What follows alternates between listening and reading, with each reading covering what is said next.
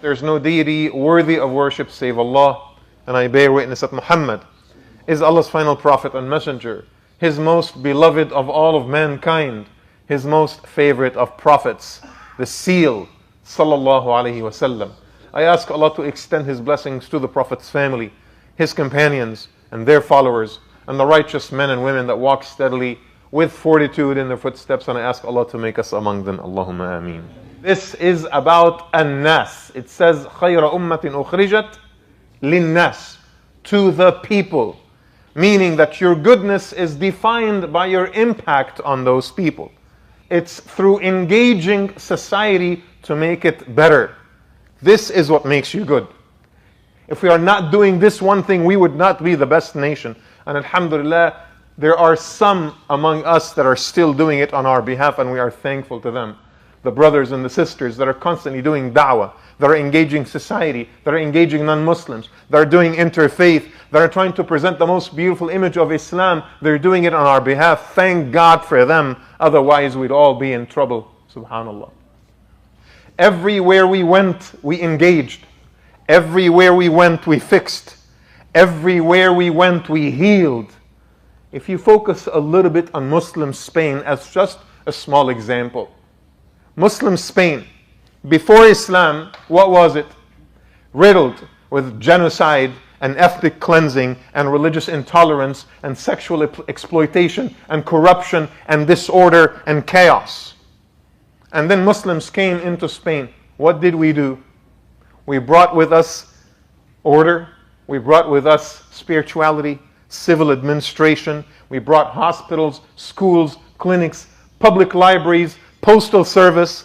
We brought religious tolerance. We brought beautiful institutions of learning and knowledge. We brought inventions. We saw Muslims, Jews, and Christians sitting together in the beautiful halls of the Qurtuba libraries, having civilized conversation about God and society and history and politics. That is what we brought. And you better believe it.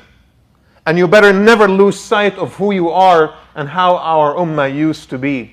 Subhanallah. And I want you to zoom in a little bit further into perhaps one of the libraries of the city of Qurtuba.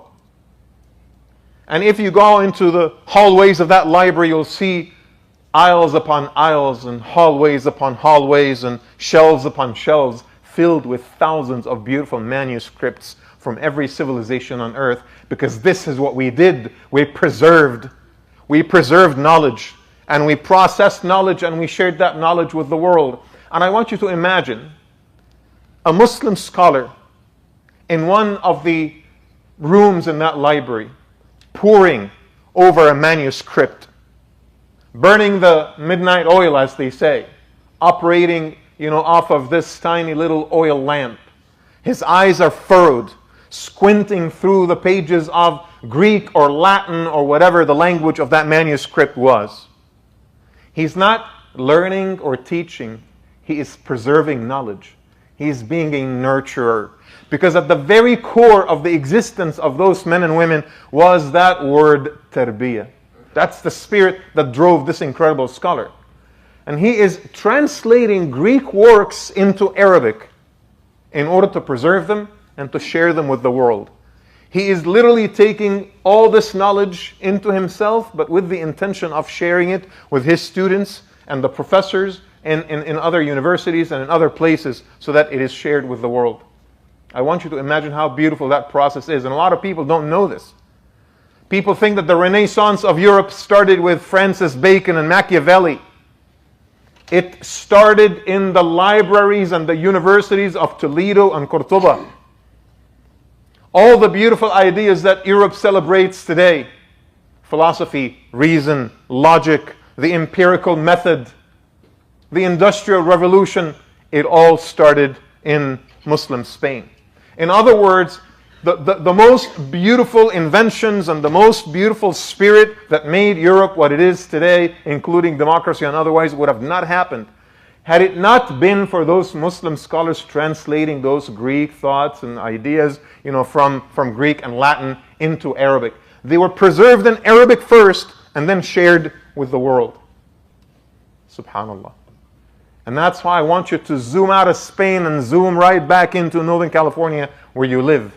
Look at this country and how it's become. Take a good look outside the walls of this masjid.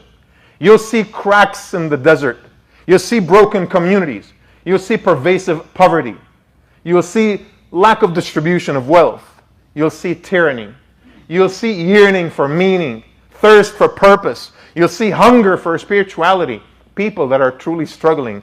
All they need is your nurturing hand with the spirit of tarbiyah, the light of the Quran to be shared with the world.